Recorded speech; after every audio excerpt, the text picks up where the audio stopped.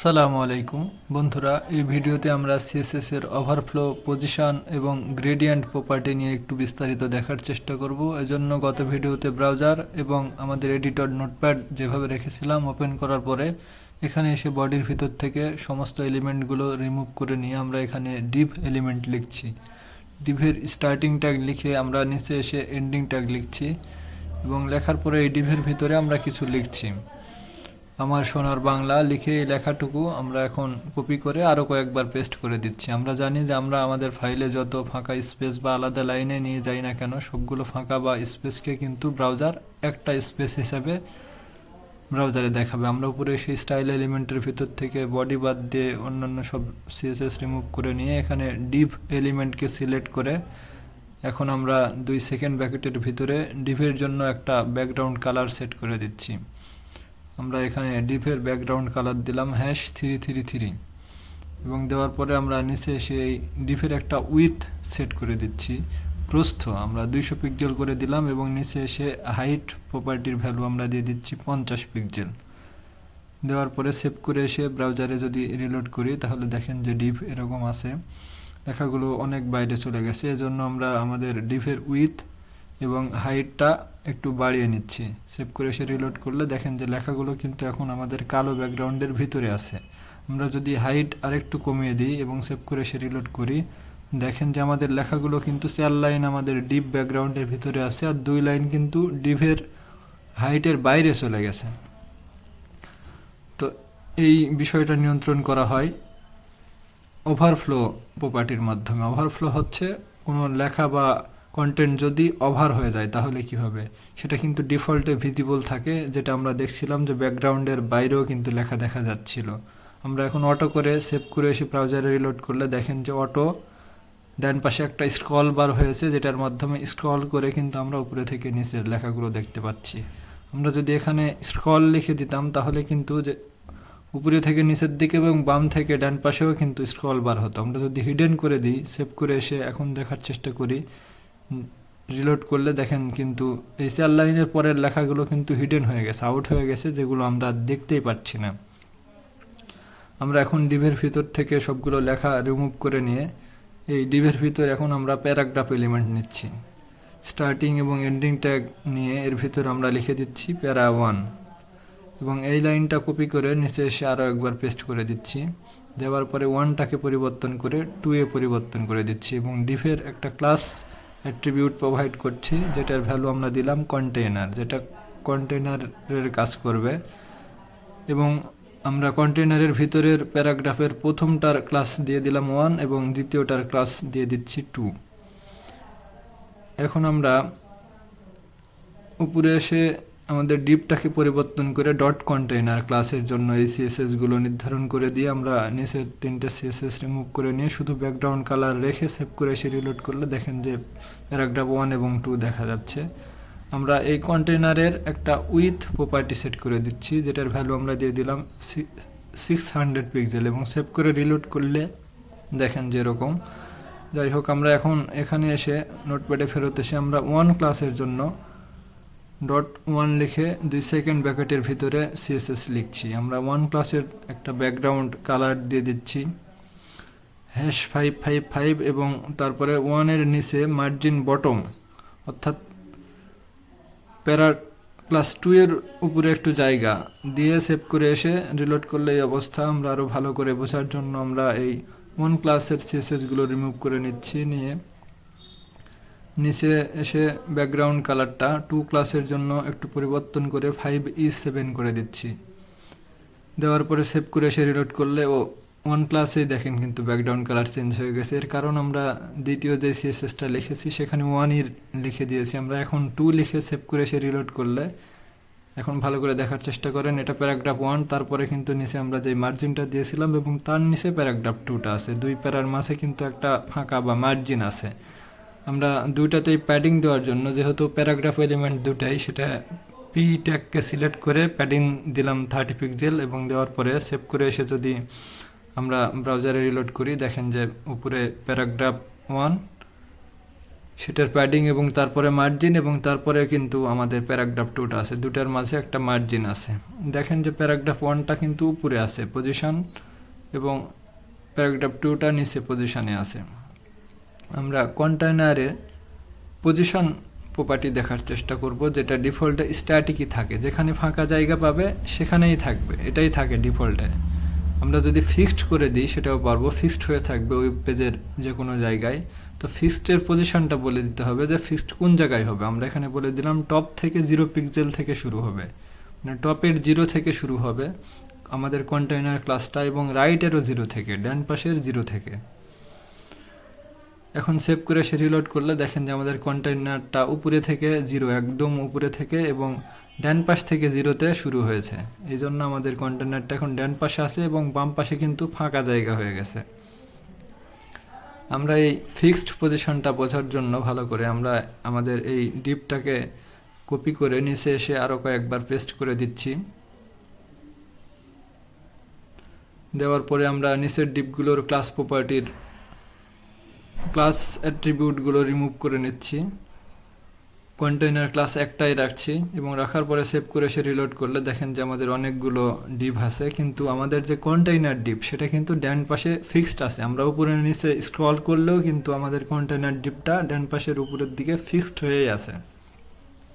আমরা এখন দ্বিতীয় ডিপটাকে কপি করে নিচে এসে আর একবার পেস্ট করে দিচ্ছি, দিয়ে আমাদের 3 নম্বর ডিপে একটা ক্লাস অ্যাট্রিবিউট লিখছি, যেটার ভ্যালু আমরা দিয়ে দিলাম 3, এবং উপরে স্টাইল এলিমেন্টের ভিতরে এসে আমরা .3 অর্থাৎ ক্লাস 3টাকে সিলেক্ট করে 2 সেকেন্ড ব্র্যাকেটের মাঝখানে এটার জন্য সিএসএস লিখছি। আমরা ক্লাস 3-র পজিশন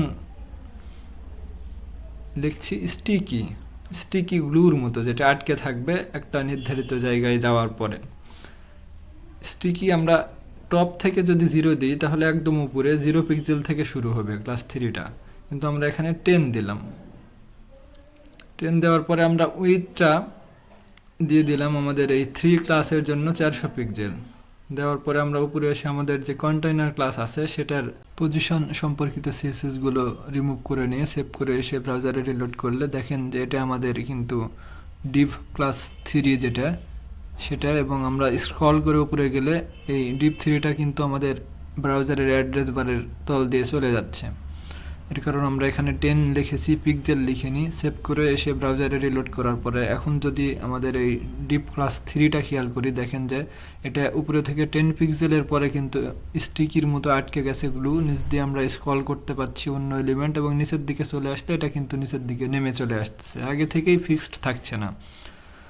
তারপরে আমরা এখানে 3 সম্পর্কিত সিএসএসগুলো রিমুভ করে নিচ্ছি। নেওয়ার পরে আমরা এখানে পি যেটা 2 আছে সেটার শুরুতে পি লিখে দিলাম। প্যারাগ্রাফের ক্লাসটা যেটা 2 সেটা আমরা আরও সুন্দর করে লিখে দিলাম, এবং কন্টেইনারে পজিশন প্রপার্টি লিখছি কন্টেইনার ক্লাসের ভিতরে, যেটার পজিশন আমরা করে দিলাম রিলেটিভ, সম্পর্কযুক্ত। আমরা কন্টেইনারের পজিশনটা রিলেটিভ করে দিলাম, এবং রিলেটিভ করে দিয়ে এর ভিতরের যে প্রপার্টি আমাদের প্যারাগ্রাফের ক্লাসটা 2 সেটার পজিশনটা আমরা অ্যাবসোলুট করে দিচ্ছি। আমরা আমাদের প্যারেন্ট এলিমেন্ট যেটা কন্টেইনার ক্লাস সেটার ভিতরের যে চাইল্ড এলিমেন্ট ক্লাস 2 সেটার পজিশন অ্যাবসোলুট করে দিয়ে আমরা এখানে রাইট প্রপার্টি ভ্যালু দিচ্ছি ডান, অর্থাৎ কন্টেইনারের ডান পাশের 0 পিক্সেল, রাইটের 0 এবং টপ থেকেও 0 পিক্সেলে অ্যাবসোলুট হয়ে থাকবে। অ্যাবসোলুট থাকবে কার? রিলেটিভ ক্লাস কন্টেইনারের ডান পাশে 0 এবং টপ থেকে 0-তে। আমাদের এই যে ক্লাস আছে এখানে অন্য যে প্যারাগ্রাফের ক্লাস 2গুলো আছে সেগুলোর সবগুলোর আমরা 2 ক্লাস রিমুভ করে নিচ্ছি।